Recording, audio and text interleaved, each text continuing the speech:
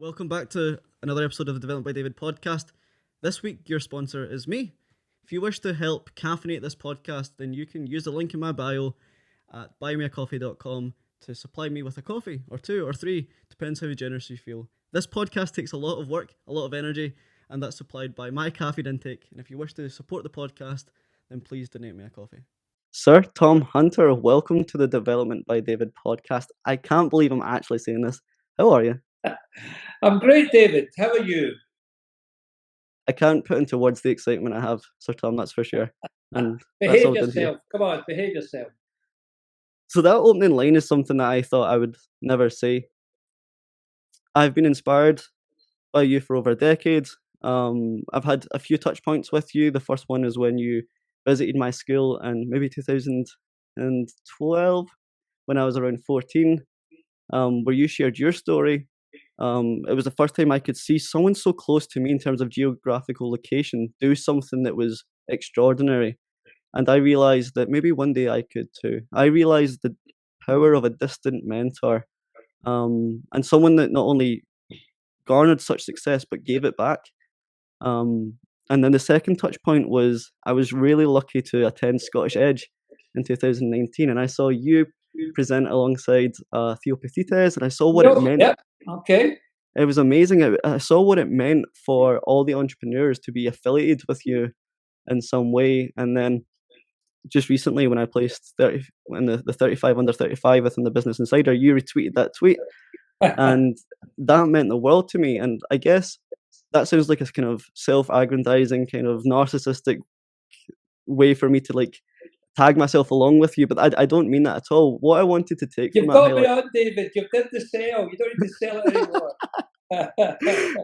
But the reason I wanted to highlight that, Sir Tom, is because whenever I mention your name, people want to say, I knew him from the heyday, I knew him growing up, or I sold him his first car or his first supercar. Lecturers and teachers talk about you as the hallmark of entrepreneurship in Scotland. When people think of business in Scotland, they think of you, the same way they do for Andy Murray in tennis, Alex Ferguson in management, and Sean Connery in acting. Okay, well, that's kind of amazing, David. But I'm really pleased to hear that me coming to the school had a positive effect, because I don't visit schools as much as I used to, and maybe I should re-engage, because it's always hard when you visit a school, because I'm trying to connect with people, and am I relevant to them anymore? You know, my stories comes from a long way ago, but I'm really heartened to hear that it influenced you in a positive way. So I'm going to relook and see if I shouldn't re-engage with a few more schools. So thank you for sharing that. When you hear that lecturers and teachers use you as the example for entrepreneurship in Scotland, how does that make you feel? Does it feel like a huge responsibility? Yeah, well, I mean, I think where I feel the responsibility, David, is, and the reason that I do the public speaking, etc., especially to schools, is I'm trying to say, look, I was just like you. I'm no different to you. I had hard work, I had luck, I had a mentor in my dad who was in business. But, you know, I'm no different. I'm from the same sort of place, same sort of working class upbringing. And if I can do it, you can do it. And that's the responsibility, is actually to get that message out there. And if it only touches even one, which is obviously yourself, then that would be good. But if we can do it all over Scotland and the UK, then that would make me really happy.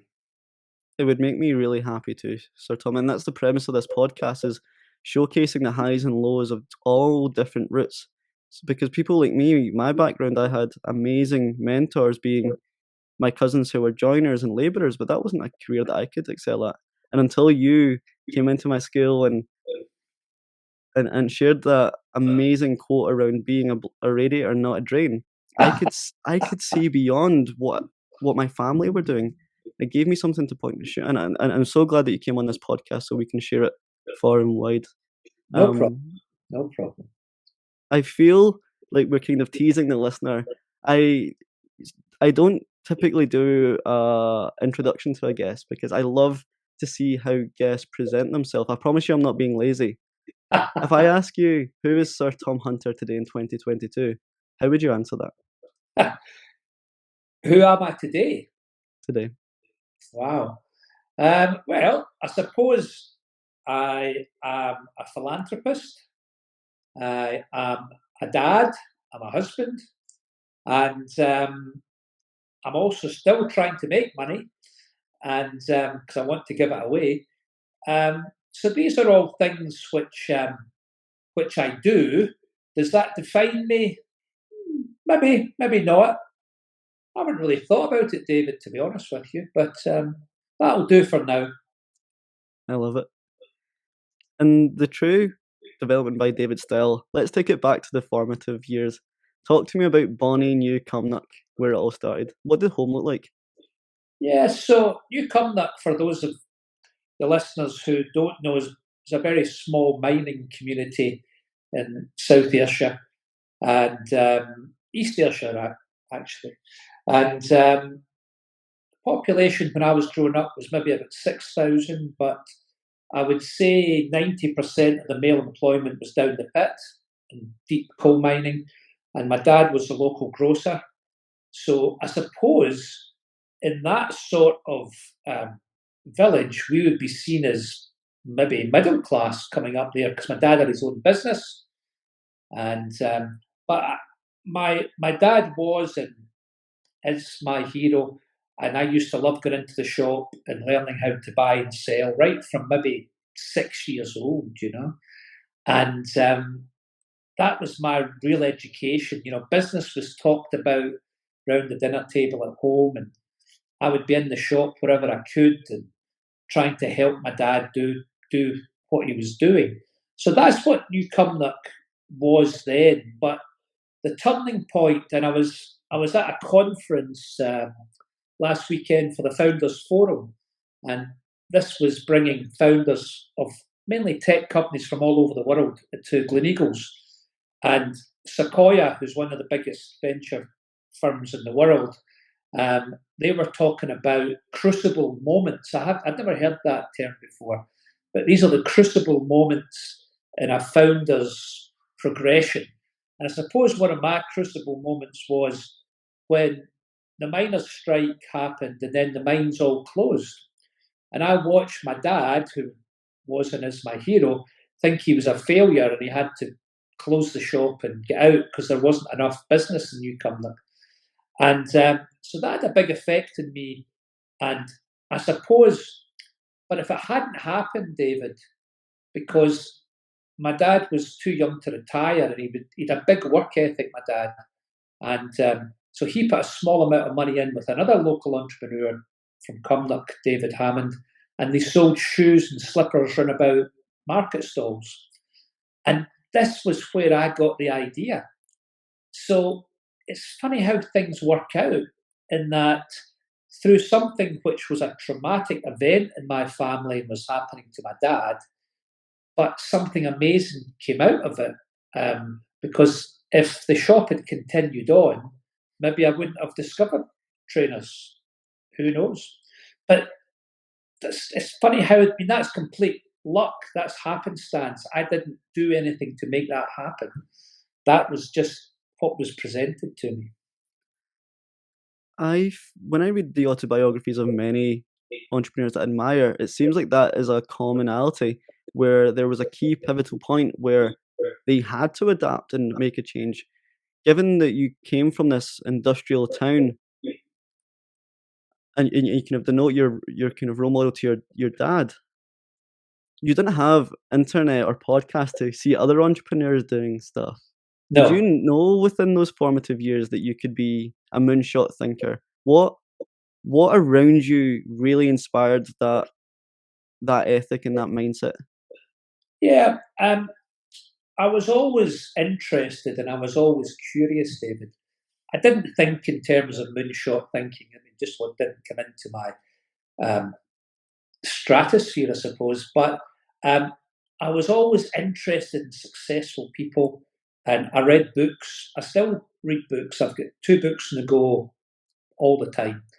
And most successful people I know are avid readers.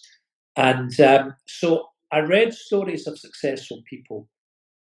I was really inspired by them. I still am.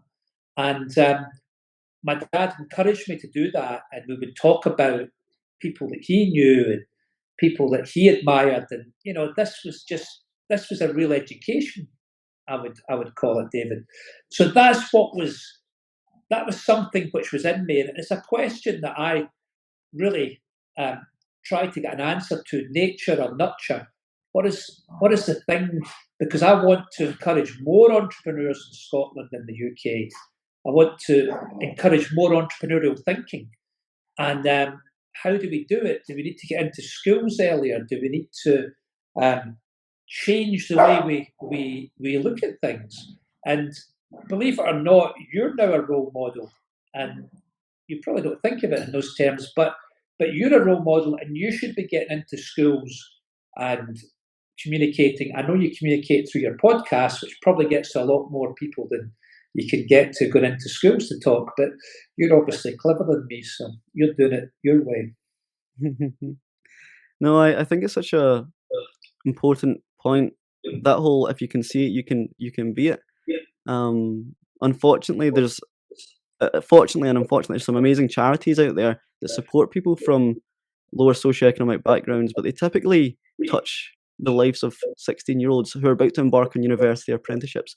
But there's people who are 12, 13-year-old, the same age I was when I was introduced to you, who don't yet know they can be aspiring, and getting them at that level, understanding where their attention is at that age, whether it's in school or on social media, intercepting that and talking about business like you would over the dinner table, I think is something that's really, really important. And I know you're such a proponent of micro tycro, the primary school and secondary school entrepreneur program that teaches young people how to be resourceful with £1.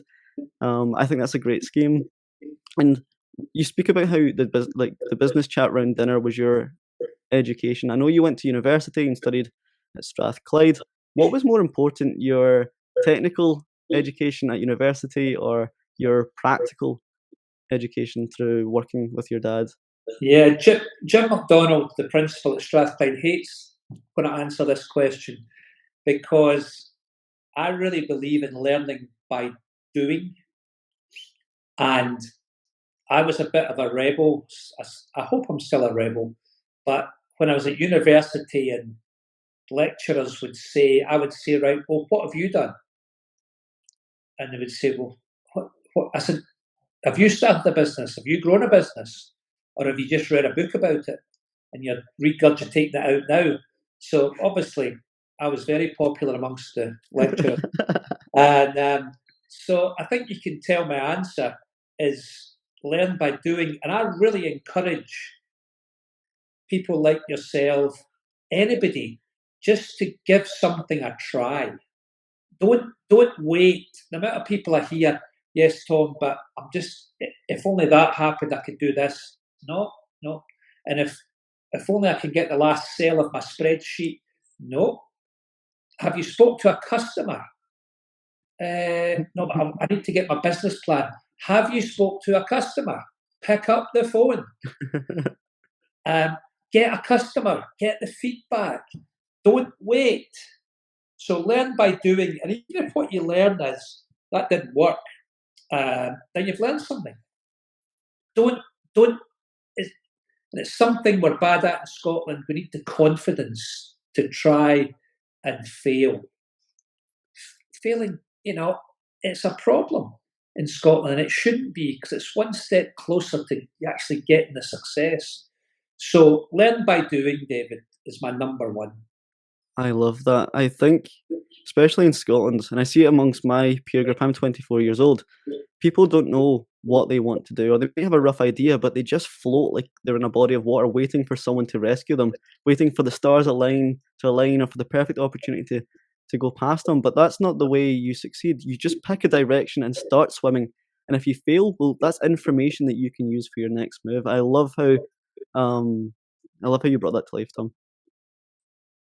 Good. So let's talk about your first interaction with your dad and selling trainers. When did you first join forces with him? And was that at Irvine Indoor Market? Is that where that started?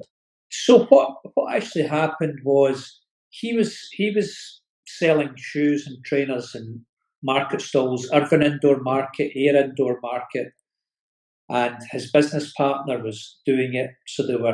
So I was at university, and I would come home at the weekends, and I would look at the sales returns from the stalls, and I saw that trainers were a big part of this. So I was my mind was going, but I was still at university, and I was thinking, right, what am I going to do? And I finished at Strathclyde University, and I wanted to get out as quick as I could. I really only went to university to please my dad, if I'm honest. He wanted me to go. I didn't really want to go. But anyway, I went and I got my degree, and that's fine. I then attended a course at Glasgow University, which was for unemployed graduates who wanted to start their own business. And it was really good because it was hands-on. I learned about cash flow. I learned how to read a balance sheet. And I was put out to a firm. The funny story about that was the university put you in, and I went to this little business in the West End of Glasgow called the West End Times. It was a newspaper. And I went there, and it was a kind of sleepy old place. And I went in and I thought, they're just not getting this right. So it was the time of free newspapers. So I did this analysis of the paid for adverts versus the cover price. And I thought, they should really just give this away, and then they can charge more for the advertising. They should really go on with this. And I found out the owner was Sir Hugh Fraser. And I wrote to him and I said, I'm in at the West End Times. Don't you think your current management really know what they're doing? I was quite arrogant. And can I buy this? And I was hauled in by the university, and they said, Tom, what are you doing? I said, well, I'm just doing what I'm doing. And they said, that company was good enough to accept students here. You've now went in and told the owner the management's rubbish and you want to buy it. So I got kicked off the course, and I never bought the West End Times, just as well. What a story. So Yeah. how did that transpire into all right, sorry, yes. selling trainers? So the next firm I got put to, because they said, look, Tom, you've got to leave there and you should really go off the course, but we begrudgingly quite like your chutzpah. And I said, I know, I don't think I'm doing anything wrong. And so they put me to this firm in East Kilbride that was selling industrial toasty machines. They were lovely people, but they hadn't did their R&D. So my job was to go to pubs who'd paid for these industrial toasty machines that were not working and take them back. And they always said, right, son, we want our money back. I said, well, I'm nothing to do with the money. I'm just taking the machine back. So anyway, what they had was a huge warehouse in East Kilbride.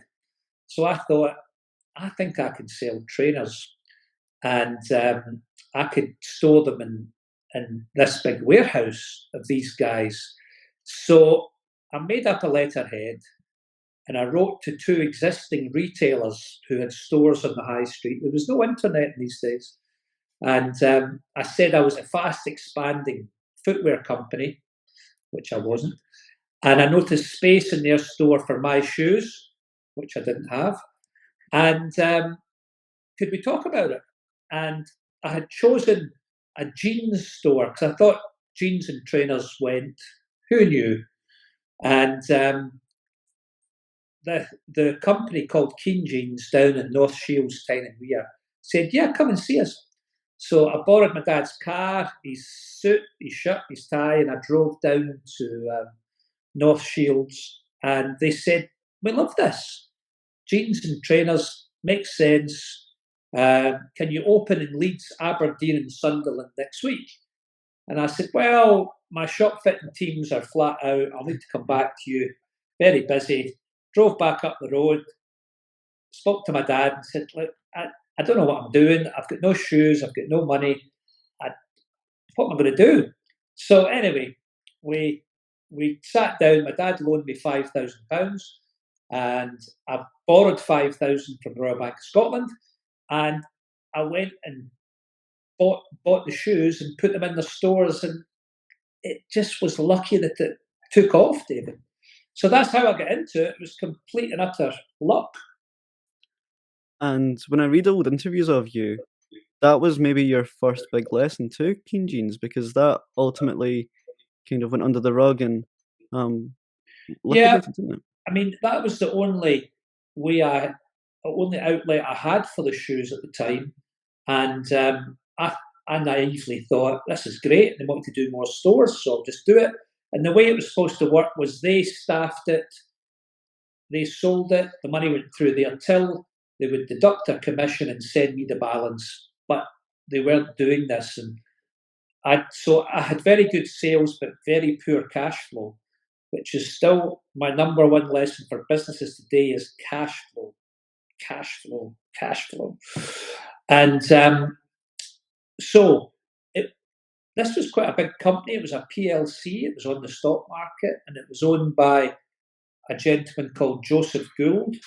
And he invited me down to Newcastle, and which was unheard of. I mean, I was a very small part of his empire. And he said, Tom, I hear you're doing well. I think you should change the way we do business. Why don't you bank the money and pay me the commission when you've got it? And at that point, he owed me about £36,000. And 6 weeks later, the business went bust. And he only owed me a couple of £100 because obviously I hadn't been paying him. I'd been keeping it against what he owed me. So if he hadn't taken a shine to me, and I had only met him once, I might not be sitting here today. And that was a big lesson. And that's testament to you as an entrepreneur, what he saw in you,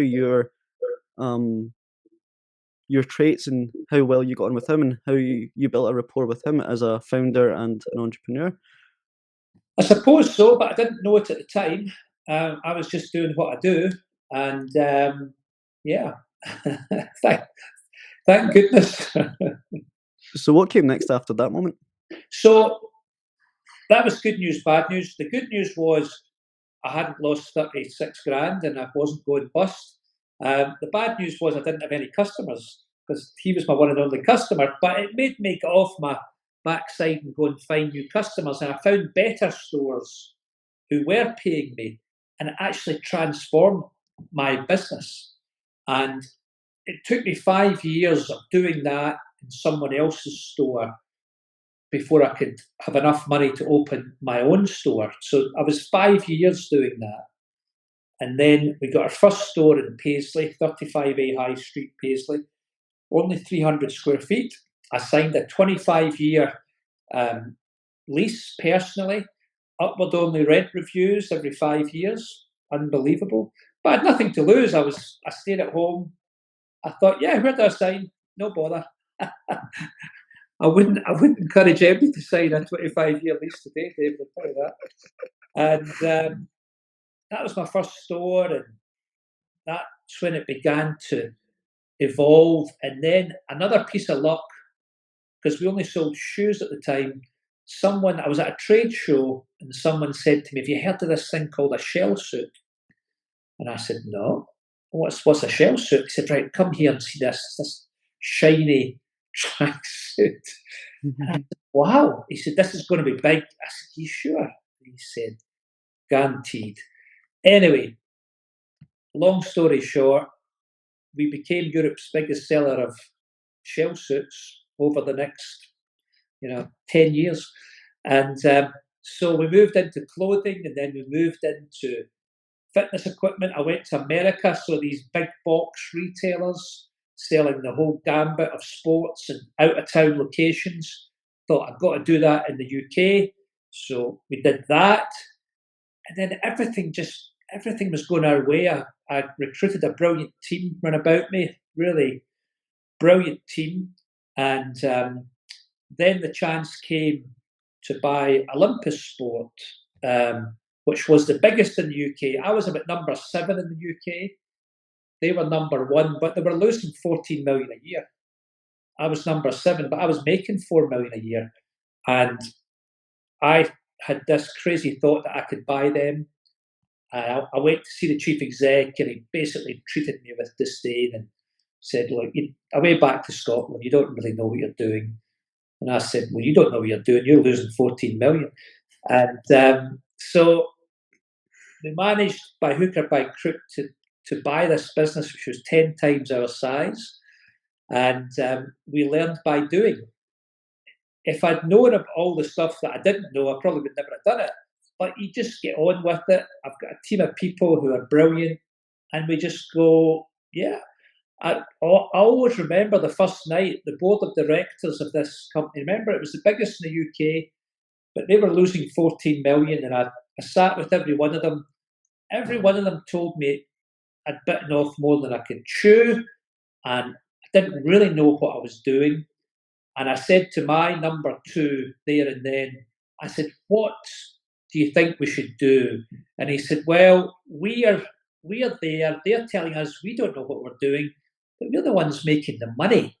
So in the morning, I got them all in, and I sacked a lot of them. And it's a great phrase from Alex Ferguson. I don't know what we're going to do without you, but we're going to give it a go. If you don't mind, I'm going to have my tea while I'm speaking to you. Is that all right, David? That's totally fine. Chicken and mash. Thank you, darling. You don't want Brilliant. And beans as well. I need to make the most of my time because I've got more calls to make. So I'm just appreciative of your time. You can have your tea, Sir Tom. Right. So when did you realise that sports division became a runaway success? Was there a personal moment for you? I suppose, going from one shop, 2 shops, 3 shops, then shell suits, then I suppose it took me about 7 years in before I could see that this has got real huge potential. The first 5 years, I didn't have time to think. I was too busy. I was on my own. I was just 18-hour days, 7 days a week. I didn't have time to think. And then once I could employ a couple of people, I had time to step back, to think about things. And that's basically, I think about 7 years in, David. And when ultimately you sold it to JGB at the time, given your humble background in the coal mining town of the Cumnock, given that you sold it for what, 290 million? That would have been your dad Campbell's and young Tom's dream. That would have been an absolute dream where you would close your eyes and think of the biggest picture you can imagine. That would be their dream. When you were given that, I don't know if it was a real check or hypothetical check, but when you were given that transaction, were you met with elation or underwhelmed? Was it what you imagined it would be? I was quite sad. Sounds crazy, but this was my baby. This was the only thing I had ever done. I loved growing this business. I loved being the David versus Goliath. I loved taking on when people said you can't do it. I loved proving people wrong. I had a great team of people, and it was all consuming. And then somebody comes along and said, I want to buy your baby. Okay. And I kind of knew that the jobs that we'd created here in Ayrshire, which needed the jobs, were going to go down south. So I was upfront about that. So I was, on the one hand, yes, I'd got a very large check. On the other hand, people were not happy with me because they were losing their jobs. So it was a real, it wasn't actually that happy. I remember reading in your 2007 Business Insider interview where you say, I was 37 and my business had been my whole life. I had never worked for anybody but my dad. I didn't actually have that many skills, and it was scary. It took me 2.5 years or 2.5 years to learn what I wanted to do. And when I reflect on some of the other autobiographies that I've read, or some of the other entrepreneurs on podcasts who have had similar trajectories, I don't know what to call the term for this moment, but I hope you don't mind. I'll call it the millionaire's menopause, where working class entrepreneurs reach a level of wealth um, through a sale, and they don't know what's next, and they redefine their purpose. What did you do within those 2.5 years that allowed you to find yours, and what did that end up being?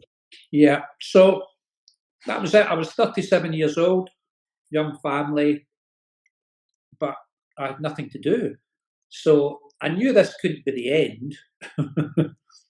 There had to be something else. I had become interested in Andrew Carnegie. Of course. I had visited Skibo Castle, and I was in wonderment about Andrew Carnegie's story.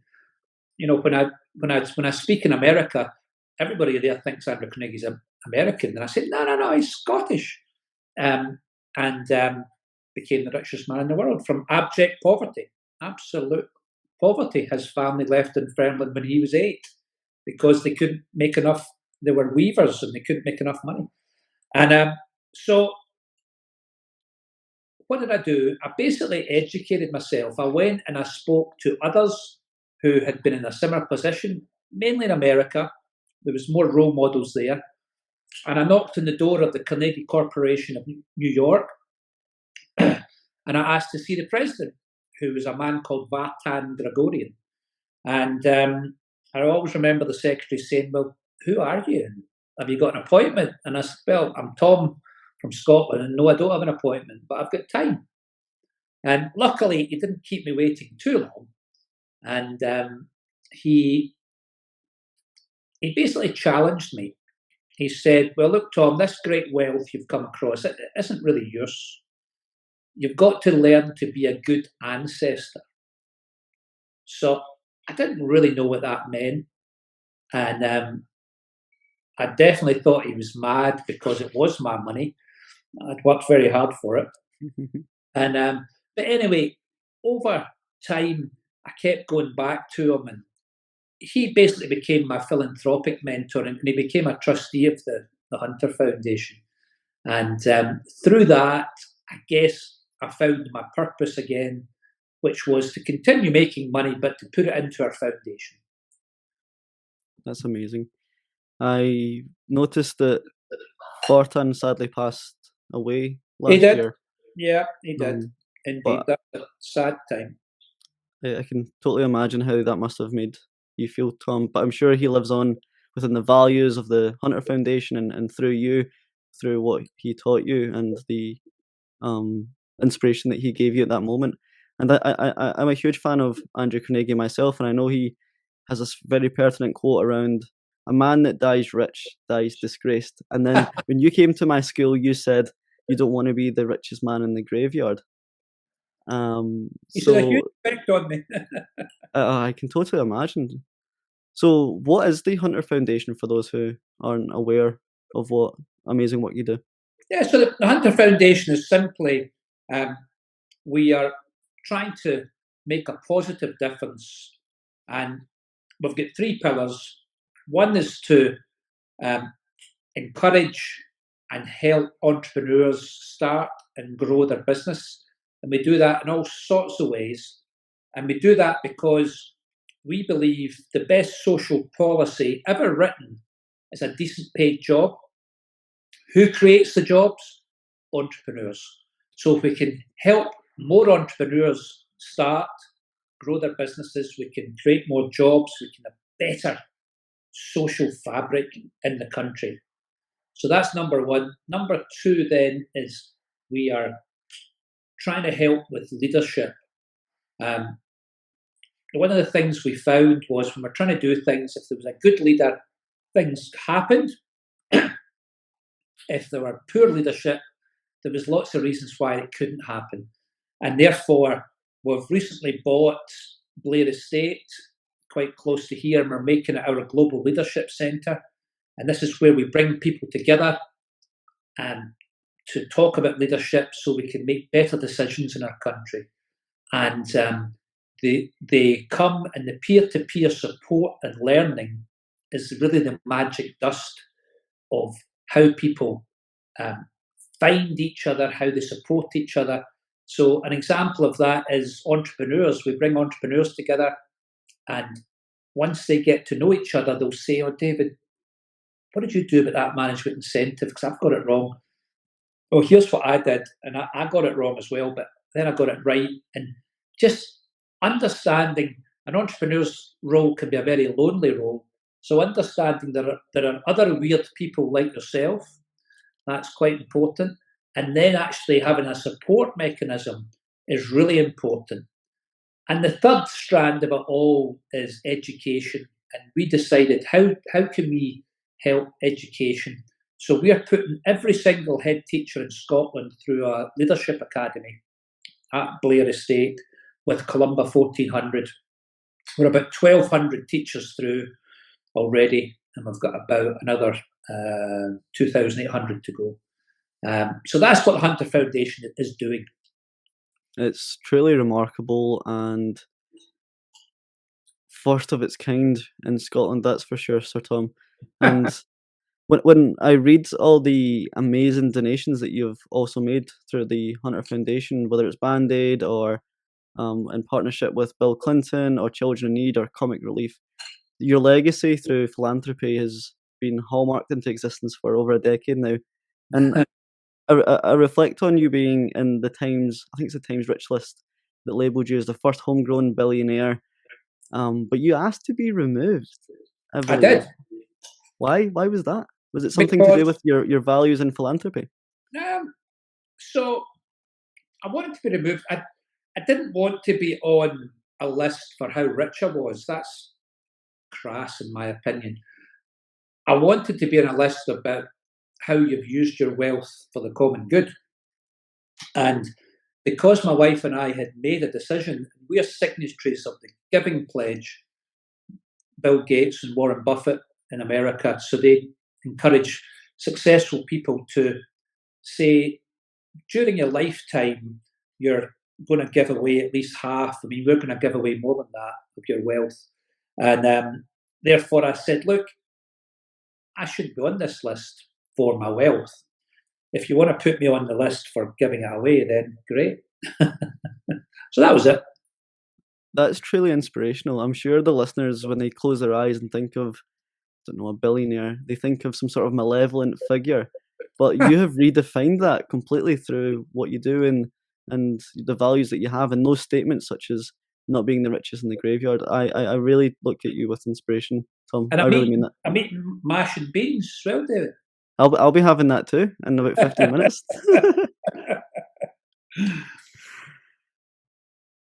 So you've, through your philanthropy and through the Hunter Foundation and some of the amazing initiatives that you've ran over the last decade, you've partnered with some amazing individuals such as Bill Clinton, Obama, George Clooney, Leonardo DiCaprio. Out of these amazing celebrity guests that you're friends with, is there a particular one that stands out that aligns with your values or is just truly doing something incredible in this space? I think the most amazing time I had was I went with President Bill Clinton to Africa. I'd never been to Africa before, and he invited me to go on a whistle-stop tour of Africa with him. The G8 was coming to Gleneagles, and Africa was high up, Gordon Brown's agenda, Tony Blair's agenda. And he said, would you like to come? And I said, well, of course, I'd love to come. And I had the privilege of visiting 7 countries in 6 days with him. And I would just be a fly in the wall, listening and learning. And before, we were in a private plane, and before we would land, say it was Maputo in Mozambique, his chief of staff would come to him and say, Mr. President, we're going to meet the president here. His name is this. His wife's name's this. He's got 3 daughters. One's at Brown, one's at NYU, one's at Stanford. and here's the key things we want to get across. Do you want me to go over that again? And Bill Clinton would say, no, we would land, the motorcade would go, I would just tuck in behind. He would then meet the president. Mr. President, how are you? Now, how's your wife? And his ability to make that person feel he was the most important person he was speaking to was just amazing. And he actually did it to me. And even though I knew what he was doing, I was still impressed. He came and visited here in Ayrshire, our home in Ayrshire. And the minute he walked in, he said, Tom, where's your dad? Because somebody had sat with him and said, right, what's important to Tom, right? His dad, philanthropy, blah, blah. And I said, well, my dad's not very well, Mr. President. He said, right, well, do you think he'll make it? And if he doesn't, why don't we jump in the car and I'll go to him? It's like, wow. So that was an amazing education, David. It certainly was. But I mean, people like Barack Obama, when he came, it was amazing as well. That's one thing I've truly recognised, and I think I read it in a gentleman called Dale Carnegie's book called How to Win Friends and Influence People. And the greatest lesson I learned was that all humans cohesively possess the desire to feel important. And Tom, when you came on the podcast before we hit record, you asked where I was, asked about my story, asked about why the podcast exists, and I was blushing like it was a girl flirting with me. I felt so important. Well, I don't do that for any other reason that I'm genuinely interested. I know. So what does the day in the life of Sir Tom Hunter look like now when he's not having roast tatties, roast chicken and beans? What does a day in the life look like? Well, it's very varied. I mean, today I've been out at one of our charities at Centre Stage in Cumnock, meeting with the new CEO and the founder, Fiona McKenzie, and the new chair, Willie Mackey, and just seeing how it's going. And then I've been back here and on Zoom calls, and I'll be on Zoom calls till 9 or 10 o'clock tonight. Tomorrow I'm up in Glasgow, again, meeting at Scottish Edge, which is a thing run by Evelyn MacDonald and really helps early stage businesses get funding. So we're there, and then I'm over doing our own podcast, the Go Radio Business Show with Willie Hawkey. So yeah, every day is different, but every day is brilliant, I can imagine. One of the key things that I love to share on this podcast, given it's so transparent in nature, I share the highs and the lows. Being a billionaire must come with some extravagant purchases or experiences. What's the most extravagant item or experience that you can bring to life? Yeah, I'm not a billionaire anymore because I've been giving it away, and I also had a very interesting time in the last financial downturn when I lost hundreds of millions of pounds. So it's not all been plain sailing, put it that way. But I guess the most extravagant purchase was a home in LA, in Beverly Hills, when we were doing a lot of business out there and in the tech industry, and we bought an amazing house. And yeah, that was extravagant. That's amazing. Do you know, or can you name something, some sort of joy that you have, some experience that you've had that despite your wealth you could have had that it didn't entail any sort of monetary value? I suppose having kids. We've got 3 kids, 2 boys and a girl, and of course you need a little bit of money to bring them up, but it's that's one of the joys, definitely. And you were adamant not to bring them up in France or abroad. You were so adamant to bring them up in Scotland, weren't you? Why was it? Well, it's actually my wife, who's from a council house in Ayrshire, who had the brains to say, we don't want to be in Monaco or some tax haven. We want to bring our kids up in Scotland and give them a grounding. And I think it's the best decision we ever made, to be honest with you. But that was down to her, definitely. Lady Hunter has been so instrumental in your success. You speak so openly about that. It's amazing not only to be able to impact lives globally and really make a difference in communities, but also do that with the person you love. How do you reflect on that? It must be amazing. Well, I guess it was the luckiest day of my life when I met Marion in a pub in Irvine, and because I didn't have, I was 2 years into the business, so I was still in my van. Um, Although I told her that she could come to my holiday home in Spain, which I didn't have, and she brings that up quite a lot. But being through this journey with someone that you trust, someone that you can share the highs and the lows with, is everything to me. Absolutely everything. And I don't think I would have been as successful without Marion. Simple as that. That's so touching, so lovely, and something that I hope to have or experience in my life. Hopefully, I have a co-host at one point. Well, that would be nice. So, before I let you go, I know how busy you are. I don't have you for much longer. What's your biggest fear? My biggest fear. Not spiders or snakes. We don't get them in Ayrshire, that's for sure. I'm not someone who really. I'm an optimist. Hopefully, with a bit of realism chucked in, but I don't really fear much. I don't live in fear. I don't worry too much about things. But I just hope I've got my health to carry on doing what I'm doing. I lost both parents to dementia, so I hope I'm not going down that route anytime soon. But I don't dwell on it. So I just want to stay optimistic. I love that.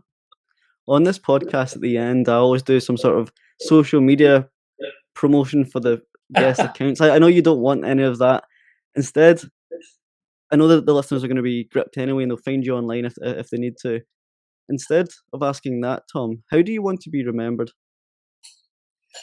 But once I'm gone? From this podcast or once you're gone, what kind of stamp do you want to leave in individual people, like the stamp that you've left on me? Well, I suppose I would like to think that we made a positive difference. I'd like to think that we instilled in others confidence that they can do what they want to do. I would like to think there's something inspirational there. I mean, it's great to meet you and hear that by coming to your school, I've had a small effect on you. And I guess I just want to know that we made our country a better place while we were here. You definitely have. You've definitely achieved that over the last decade, if not before. Thank you, Sir Tom, for this amazing entry in my Rolodex of memories. I will never forget this moment. It's such a full circle moment. I would never, when I first started the podcast, when I didn't even have a name for it or a premise, I would jot down 3 dream guests, and you were one of them. And if I were to be able to go back and tell that version of David that we did it, I would be so happy and so elated. Well, it's great to meet you. I love your story. You keep on doing what you're doing, and we look forward to meeting in person not too soon. Thank you, Sir Tom.